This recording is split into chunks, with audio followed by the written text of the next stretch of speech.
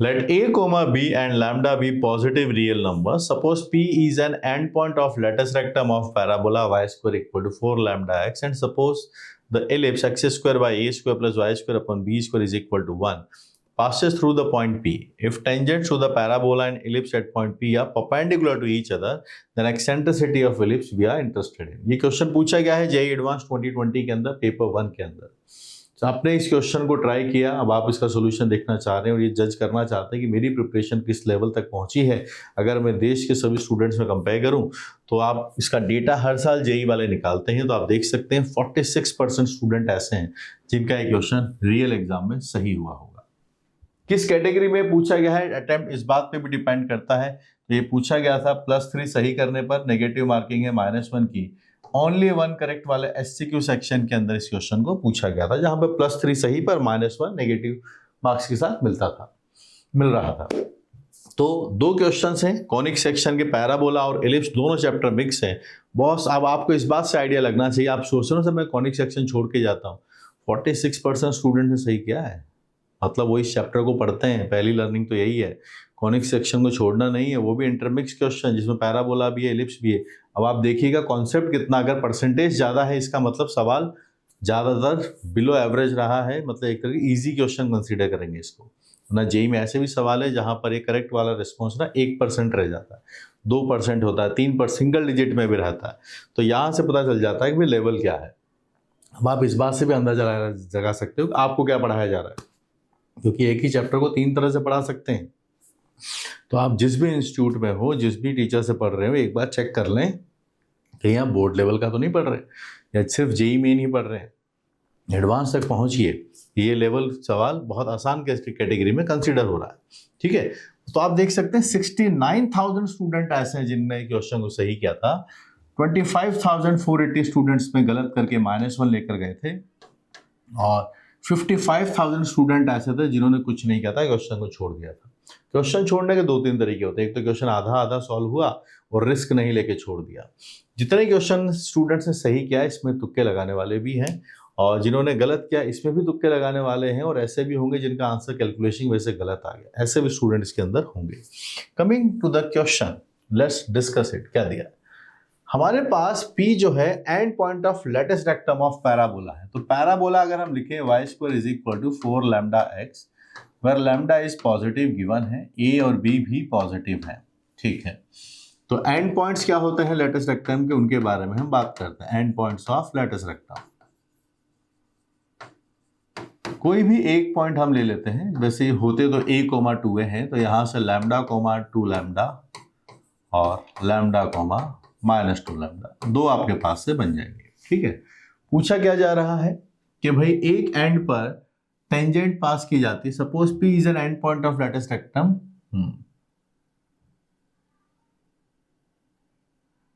Passes through the P, ये लिखा हुआ है. ये जो एलिप्स है ना, ये P पॉइंट से पास करता है. So this is the point P.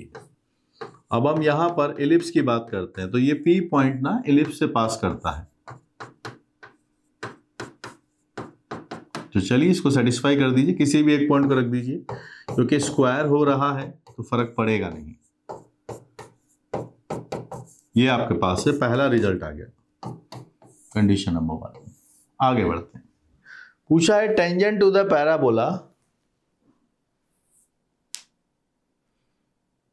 And ellipse at point P are perpendicular to each other. इसी P पॉइंट पर हमने एक P पॉइंट ले लिया. Let's we are talking about first one as a P point.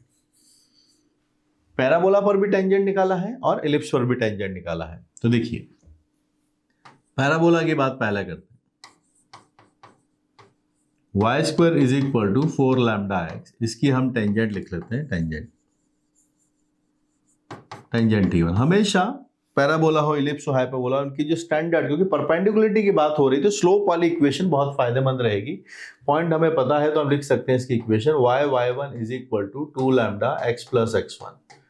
इस वाले form से भी बात बना सकते हैं, क्योंकि हमारे पास पॉइंट P मालूम है जो है x1, y1, ये आएगा लैम्डा, 2 लैम्डा. इस डेटा को आप रखिए. यहाँ से y आता है, यहाँ भी 2 लैम्डा है, ये 2 लैम्डा है, यहाँ x प्लस लैम्डा आपके पास से बनेगी बात.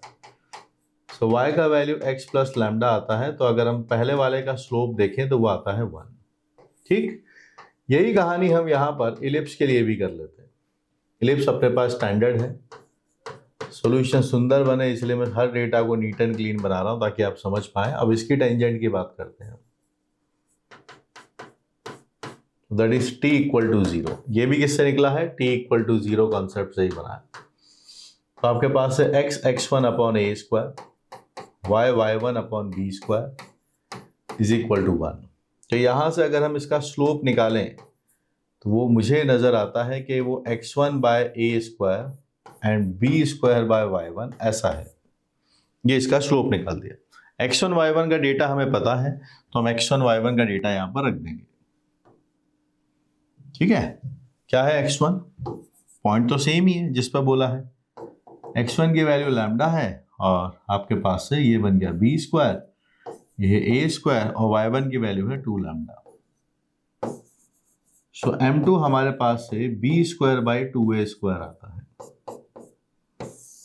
ये बात बन गई। बिकॉज दोनों परपेंडिकुलर है, T1 is perpendicular to T2, तो आपके पास से रिजल्ट है कि M1 M2 का जो प्रोडक्ट है वो -1 बनेगा। M1 इज 1 और M2 की हम बात कर लेते हैं, it is -b square upon 2a square -1। I am having b square is equal to 2a square. तो b जो है वो आपके पास है √2 टाइम्स a लिखा गया है। दोनों पॉजिटिव में पहले ही समझा दिया गया है। अब देखिए b a से ग्रेटर है, a का √2 टाइम्स है, इसका मतलब ये कंफर्म हो गया है कि b तो a से ज्यादा है। b अगर a से ज्यादा है तो ये इलिप्स इस शेप का नहीं है, इसमें y एक्सिस वाला जो है वो मेजर एक्सिस बनेगा, x एक्सिस वाला जो एक्सिस है वो माइनर एक्सिस बनेगा। उस केस में हमें आगे जाकर पूछा है कि एक्सेंट्रिसिटी निकाल के बताइए, तो इलिप्स की एक्सेंट्रिसिटी का फॉर्मूला यहाँ पर लिखेंगे 1 माइनस आपके पास से b square by a square होता है। अब ये फ्लिप होके बन जाएगा b square by a square by b square. यहाँ डेटा है b की जगह आप डेटा रख सकते हैं, we are getting this a square, b square की जगह आप रख सकते हैं 2a स्क्वायर। तो मेरे पास डेटा बनता है 1 माइनस हाफ इज हाफ और एक्सेंट्रिसिटी का डेटा अपने पास निकल जाता है 1/√2। तो प्रोडक्ट दोनों पर टेंजेंट लिखने का easy concept e equal to 0, point हमें लेटेस्ट रेक्टम का पता होता है और फिर m1 m2 -1 और एक्सेंट्रिसिटी के ऊपर सवाल पूछ लिया गया है, इसीलिए इसका परसेंटेज इतना ज्यादा था। 1/√2 यहाँ से डेटा बन जाएगा। सर डायग्राम कैसा बन रहा है एक बार वो बता दीजिए। डायग्राम ऐसा बन रहा है कि ये जो इलिप्स है वो इस शेप का है, ठीक है, और क्या हो रहा है, पॉइंट लेटेस्ट रेक्टम जो है वहां पर ये आपके पास से पैराबोला है and this is the point P। इस P पॉइंट की बात हो रही है कि जब हम इस पैराबोला पर टेंजेंट बनाते हैं T1 और जो इलिप्स पर टेंजेंट बनाते हैं T2, इन दोनों के बीच का एंगल है 90 degree. This is point P, ये एक्चुअल में हो रहा है। तो मेजर एक्सिस इसका इस साइड है, ये यहाँ पर है। बिना डायग्राम के हमने इसको सिर्फ मैथमेटिक्स से बात बना दी, फिर भी कई स्टूडेंट होते हैं समय प्लॉट करके समझाइए क्या हो रहा है, तो ये हो रहा है। ये सिचुएशन है इलिप्स का, ये पैराबोला का सिचुएशन है। P पॉइंट ये जो हमने अज्यूम किया यहाँ पर है, जो आया लेटेस्ट रेक्टम का, इस पर टेंजेंट दोनों है परपेंडिकुलर, ये एक्सेंट्रिसिटी यहाँ से कंप्यूट होता है। और एक बार जब हमें कोई कॉन्सेप्ट समझ में आ जाए तो एग्जाम में क्या है ना, टाइम को भी मैनेज करना है, तो फिर थोड़ा स्पीड भी लेकर आनी है। यहाँ तो मुझे आपको कॉन्सेप्ट भी समझाना है, क्वेश्चन की अप्रोच भी समझानी, इसलिए मैं आपको डिटेल में समझा रहा हूँ। और जब अगर मैं एग्जाम में सॉल्व कर रहा होता तो सिर्फ मैं होता तो खट सॉल्व कर देता।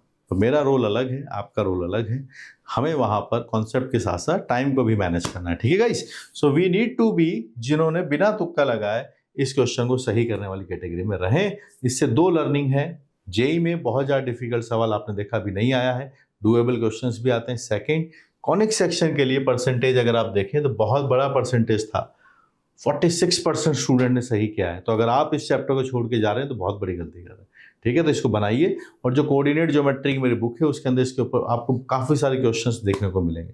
Keep learning.